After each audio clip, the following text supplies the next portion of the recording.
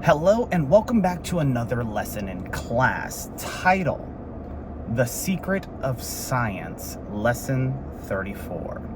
So let's get into this, shall we?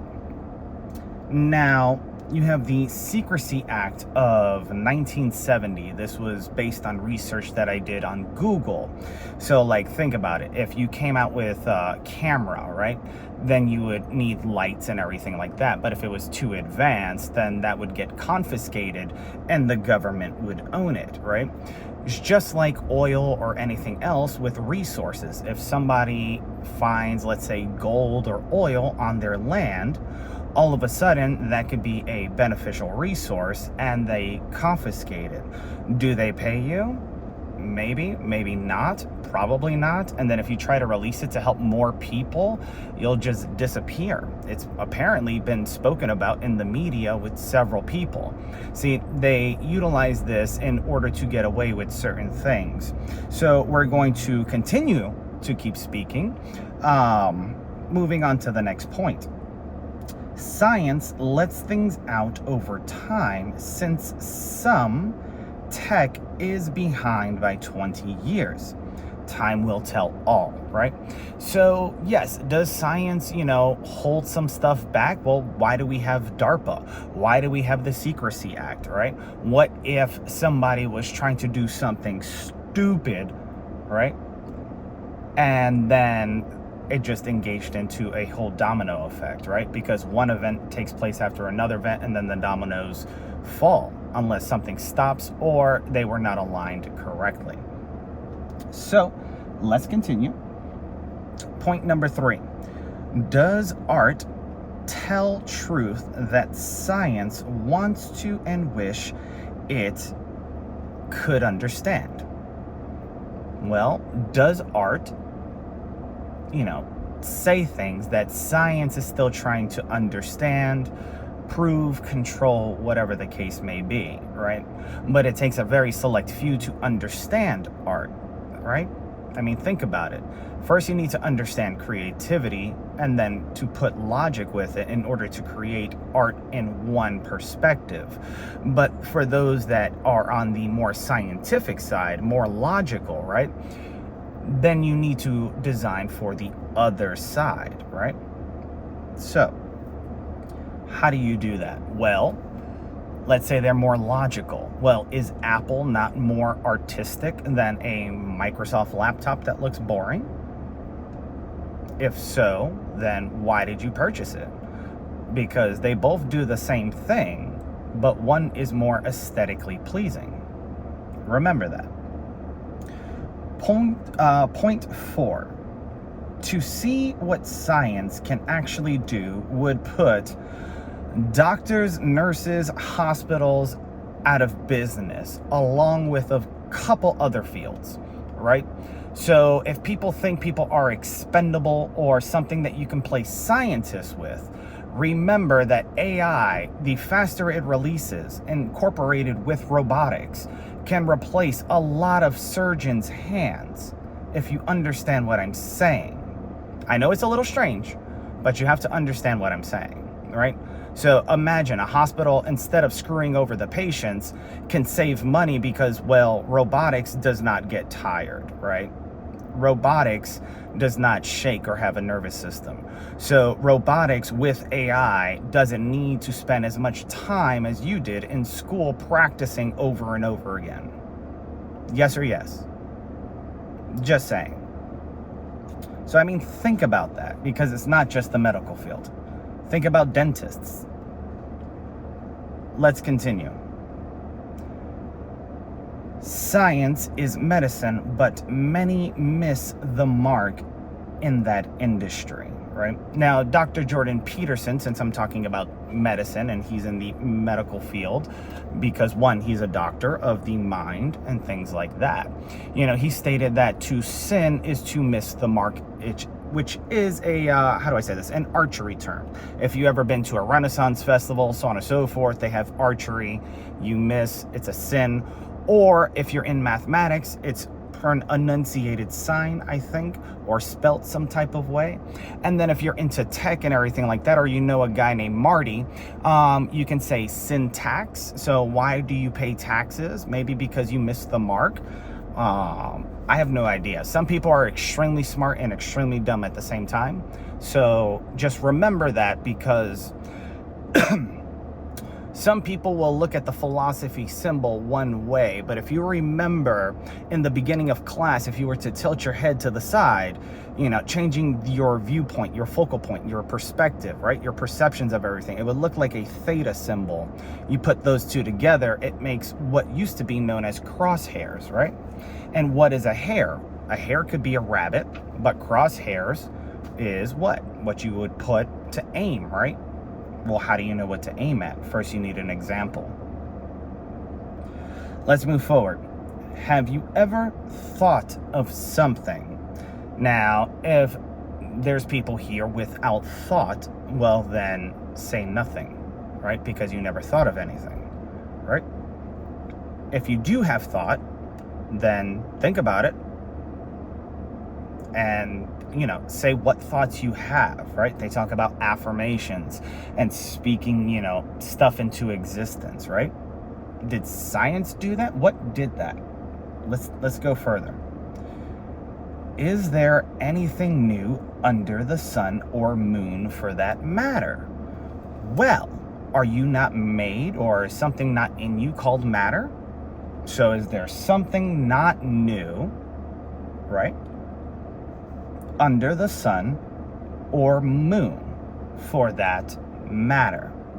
That's interesting. Now, if I was standing on the sun or standing on the moon pointing at the earth, would I say that matter, or does that matter? Think about it. You wouldn't say you don't care, right? Or, oh my God, I can't believe I have to do this. Think. Why? Because then you might think about what you care about the next time you say that. Let's continue. Why do some stars stay in place, but some adjust? So there's a application that you can purchase to look at the constellations, so on and so forth. And if you hold it up into the sky with your phone, it can tell you where the constellations are, etc. The other night I was outside and I was noticing there was the bear. I forgot that actual thing, but it's near Orion. And then you have Virgo, and then right across from Virgo, right? And you have the Big Dipper, Little Dipper, so on and so forth. There was a constellation called Altair or something like that, or Atari, Altair, I gotta remember.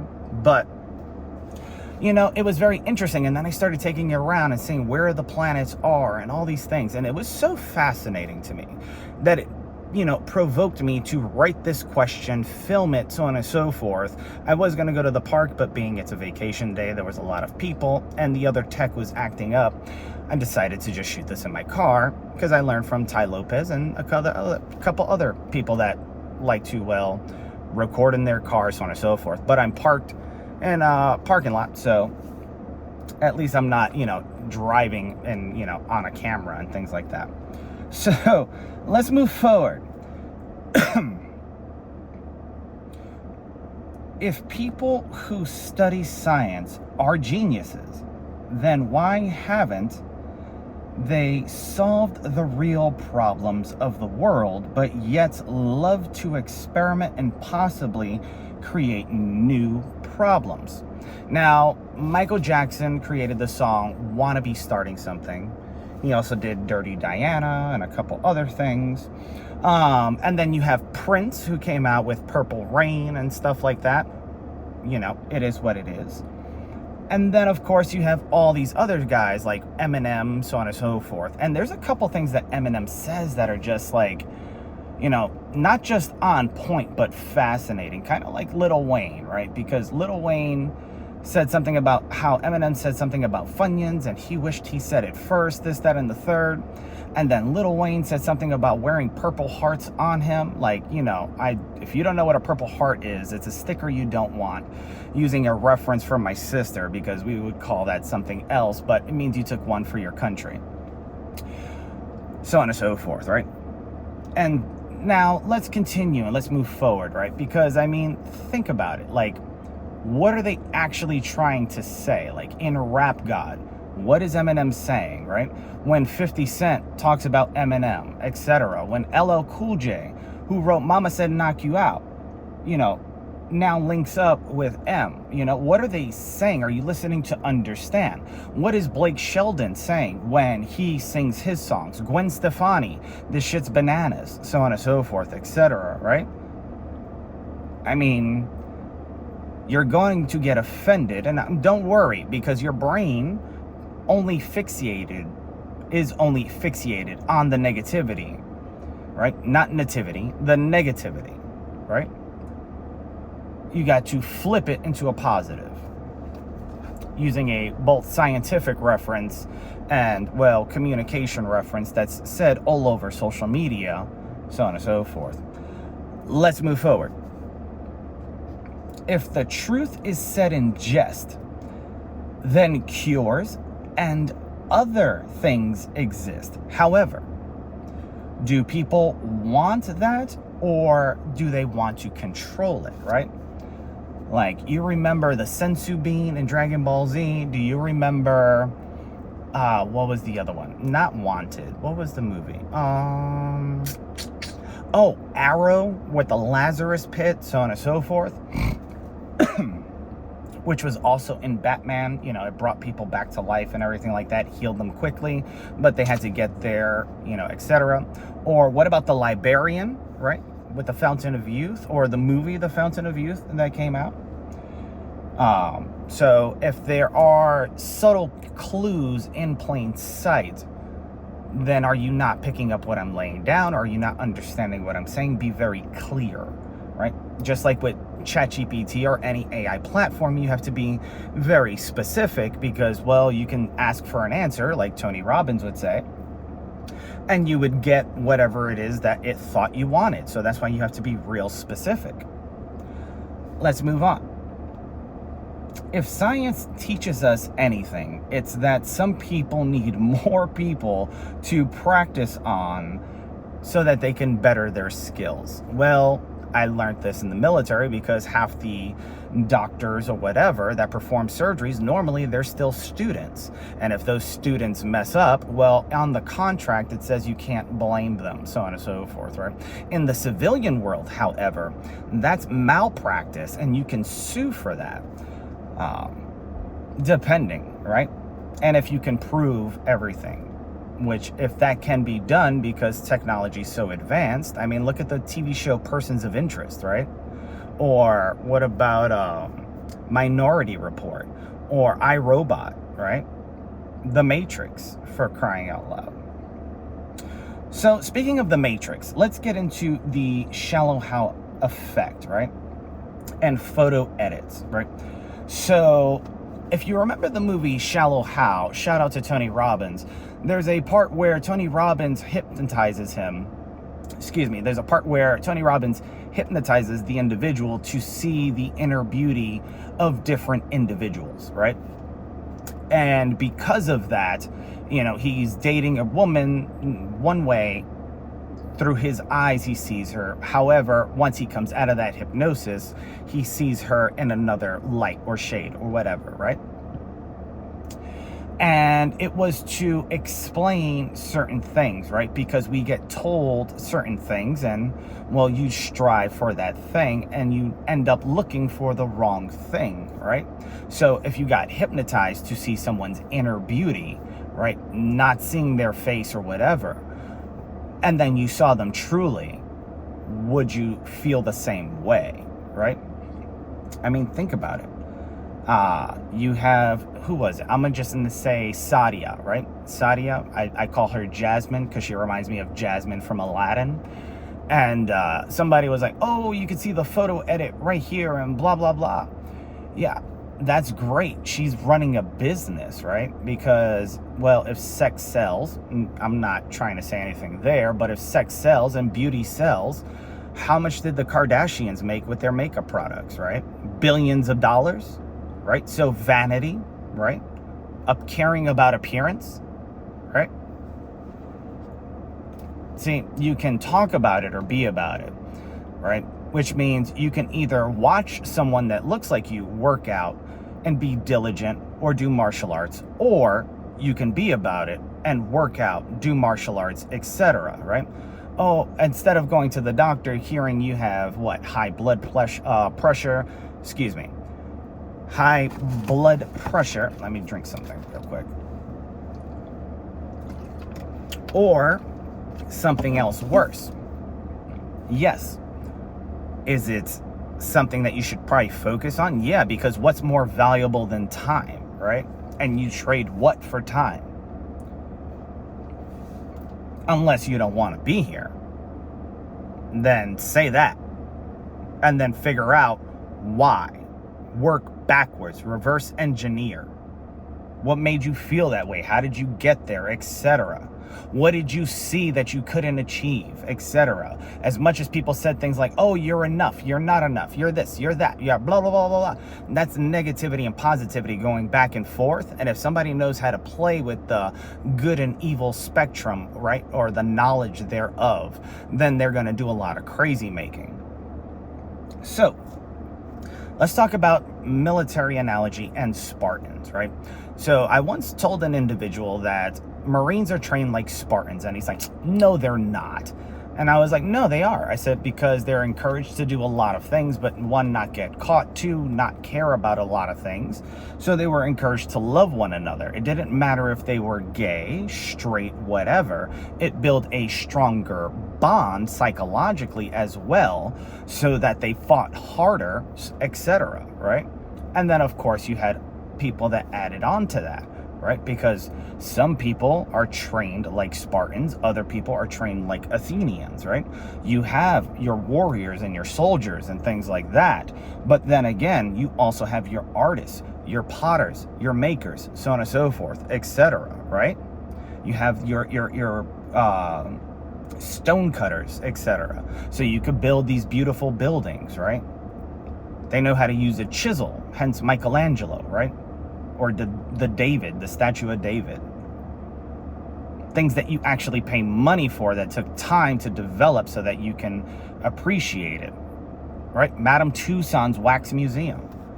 I wonder how many people went there to see if things were lifelike. Now, let's move a little bit forward because I jumped ahead earlier and I said time is valuable. But here's a little pop quiz / question for the people who study psychology and sociology. Is time valuable? If you said yes, how valuable is it? Now, this is called Book of Wisdom, Volume 2, written by Harry B. Joseph, whatever. Revival of Wisdom. So I have a couple little bookmarks here, and I want to get into it. If you want to tune out, you can go ahead and tune out, but we're going to get into some more stuff that other people have written about and discovered for themselves that I would love for you to understand. So, a long time ago in a couple lessons, I talked about Da Vinci, right? And how he had the painting of the Last Supper and how everybody was whispering, so on and so forth. And I tried to explain certain things. But in this one, hold on one second, I'll take this out. It's the Venturian Man, or the sketch of the man, so on and so forth. And then, of course, there's writing. You can see one Egyptian eye, and then, of course, there's the other. So he talks about the pupils here, right? And the small pupil, to see the light, physical eye and consciousness, right? That is the eye of Ra. Anyways, the physical consciousness, right? And then the eye of Horus, right? Which would be like a large pupil, etc. Whether it's dilated or not, so on and so forth. You have to understand what I'm stating. To see the darkness, right? Inner eye, subconscious, right? Now, what affects people subconsciously? See, because if words have actions or can trigger emotions, then subconsciously, somebody's feeling something, they're going to express themselves, and then will it only be seen as physical versus subconsciously understanding what the other person is trying to say. So, the meaning, oh, where is it? Here it is. As above, so below. So many times over and over again, people have heard me say that we are a direct reflection of our universe. Don't know how many examples you need, but I will give you some more. So in this book, they have different examples. So you have a tree, the nervous system, lightning, etc. And it's really interesting because lightning, trees, the nervous system, and brain cells, right? From macro to micro, not to question economics, but I think you understand what I'm stating, right? So it's very interesting that they all replicate and fall into, well, the Fibonacci sequence as well. So getting into, some symbolic language of nature, right? Now, if you ever heard of the movie Dances with Wolves, if you've seen it, so on and so forth, there's a part where he goes, Tatanka, Tatanka, like a bull, so on and so forth, right? And in here, they talk about, where is it? The bull, right? But that is also depicted as the woman's uterus, right? Because if we're a direct reflection of our universe, then what's within us is also without us. You just have to find it, right? It's very interesting how that works, right? But it's not my words, it's literally in somebody else's book. So, the I within, right? So, that's the title, right? And then there's the letter I, and then obviously. And then, of course, at the bottom here, the little I, right? You have the brain and then the nervous, you got your spine, right? That holds all the nerves, and it's part of the central nervous system. It's one of the ways that, think about it as if you're an electrician. You have a lot of wires. You have to make sure that they stay together, etc. So you wrap them in something, right? Or you have, let's say, a TV, a stereo system, and you want to condense the wires, and then you put this like plastic coil that you could get from Lowe's or Home Depot or whatever to make sure that everything is, tight. However, the little I symbol represents, according to this, the brain as well as the spinal column or system, right? So let's talk about the rings of meditation. Now, the rings of meditation, you've probably seen magicians do like the linking rings where they use 3 rings, so on and so forth. There's a similar example here. I don't know if you could see that, but there's a similar example here. And each level, it says activity, thought, emotion, and then in the center, there is the I, right? Like an actual I. And then below that, it says the word listen is an anagram of silent, suggesting that we should be silent and listen to the core of our being. The true self, the one observing thought, is the real you, right? And if you jumble the letters up and listen, you also get silent, so on and so forth, etc., right? And then, of course, I did the analogy of the military and so on and so forth. So what's true to the core? You have to think before you speak sometimes. Now, let's talk about symbolism of different things, right? So we have divine masculine and the divine feminine. David Data, I think, talks about this and the way of the man or something like that. Solar and lune, etc. Now, I also mentioned, I think I did earlier, what are these artists saying, right? So Eminem, in one of the symbols, that he has on his cover, looks like that, right? This one, right? And it stands for the moon, or this one, right? But what does that mean? See, this is where emotions control the mind, right? And it says, given that the head contains the brain, which serves as the command center for the body, placing the crescent moon symbol above it symbolizes emotional control, overpowering rational thought, right? So this imagery suggests that when emotions reign supreme, they dictate and control our actions, leading us away from our higher selves. Now, you could say, rock on, dude, etc. Because, well, if you think about it, music makes you feel an emotion. And here it states emotional control overpowering rational thought, right? What is rational thought? Well, in order to have rational thought and to think rationally, you need to be a logical person. In order to understand emotions, well, you need to have some to begin with, right?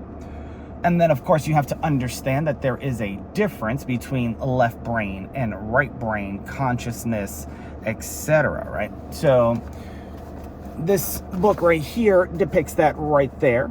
And then you could see Boaz and the other name, so on and so forth. And then what they mean, right? Hopefully you can hear this, but you can see Boaz at the bottom.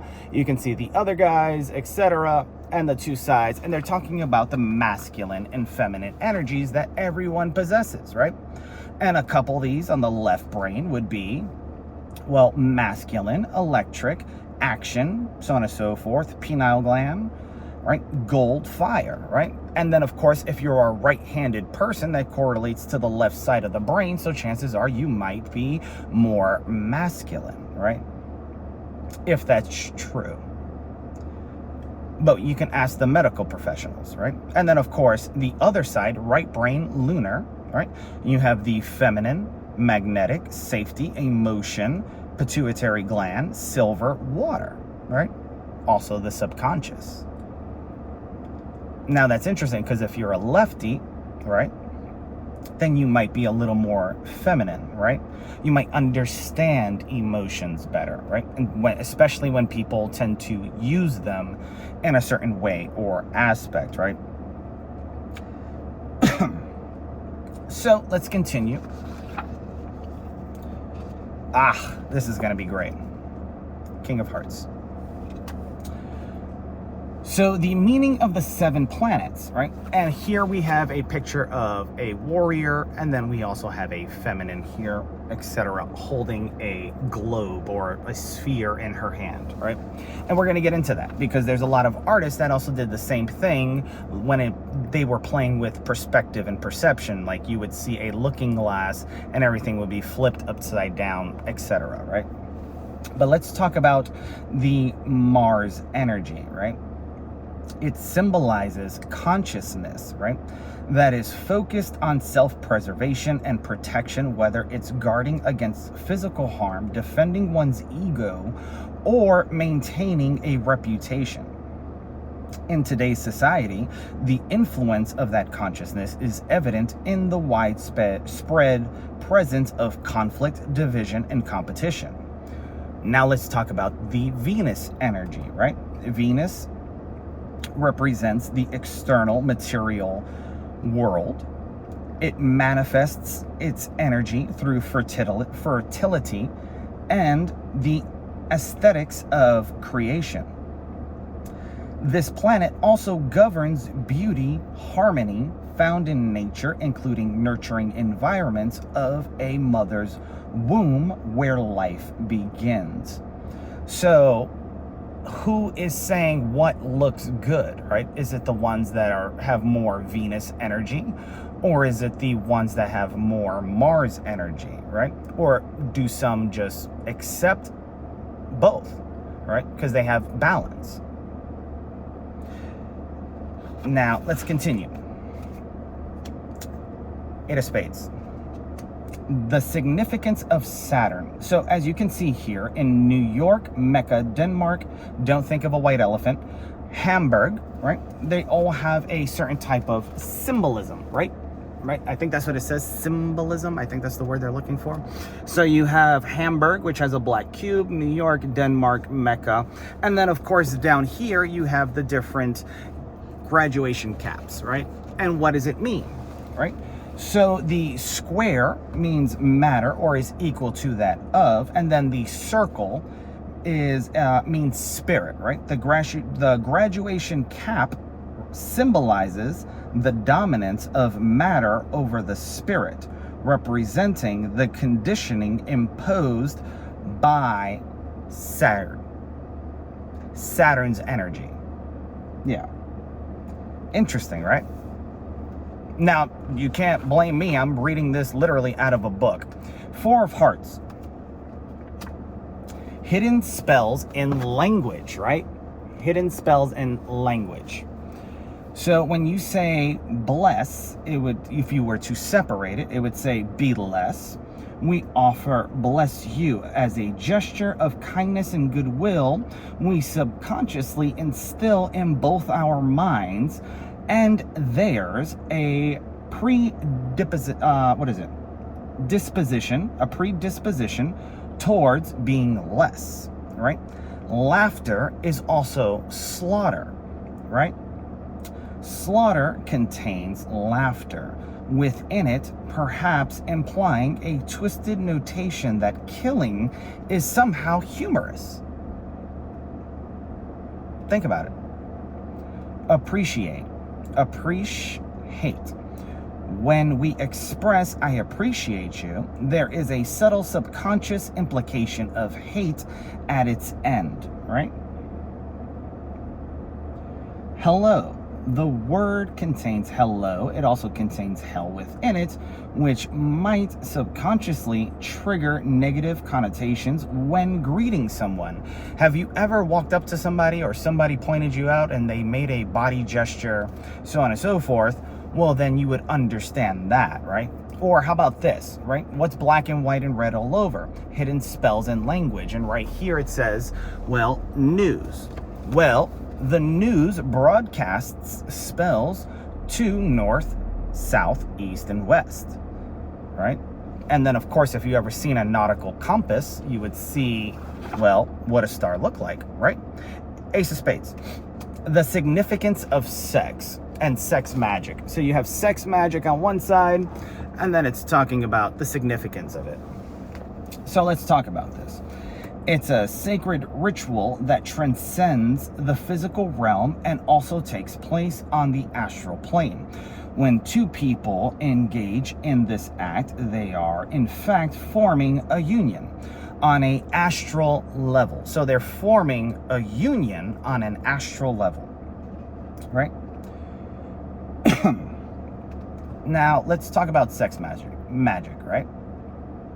One form of this type of magic can be used within. Now, mind you, I'm using the term magic because of the quote I stated earlier that if anything has not been distinguished or described to you by science, then it's indistinguishable from magic. So is science and magic an interchangeable word or not? That's a question for anybody who's still listening. And do they mean the same thing, like a synonym? One form of this magic can be used with the intention of attracting a high vibrational soul into the physical plane. If a couple desires to conceive a child, the sexual act, particularly when the male does its thing with the female, I'm going to leave that out, it opens a portal through the ether into the astral plane. This portal facilitates the manifestation of a soul into the material world or realm or kingdom or whatever you want to call it. All right? So when science is, wanting to play scientist on things that they should care about, the clues in the title, right? Health care, right? And then they have subcategories that fall underneath there that they would, do stuff with, right? So, all this to say that, heal them. If you were to take off the E and the M and you take the TH and put it at the end of heal, it would be health. And the Hippocratic Oath, I think, covers caring. So the clue is within the titles, right? Or as someone would say, it's all in the details. But if people don't go to the library and read, right? Because, they get things a little off sometimes. Well, then send them back to the library or have them search, right? Because all they're doing is, well, not cheating, but they're fishing for something. And I don't know if you remember in the movie The Librarian, there was a couple things that they were trying to protect because some people will only use it for power, similar to the Lazarus Pit and everything else. So till next time, my friends, hope you guys studied. And by the way, there is going to be, I would say, let's just say a spin-off for those of you who want to, have some homework or, think critically. These are critical thinking questions. Just like in school, at the end of, a reading, there would be critical thinking questions that you would have to answer if you wanted to get points or extra points or whatever. And that series is going to be a short one called How Did They Know? Right? So looking forward to seeing you guys in there, and I will talk to you guys later. Peace.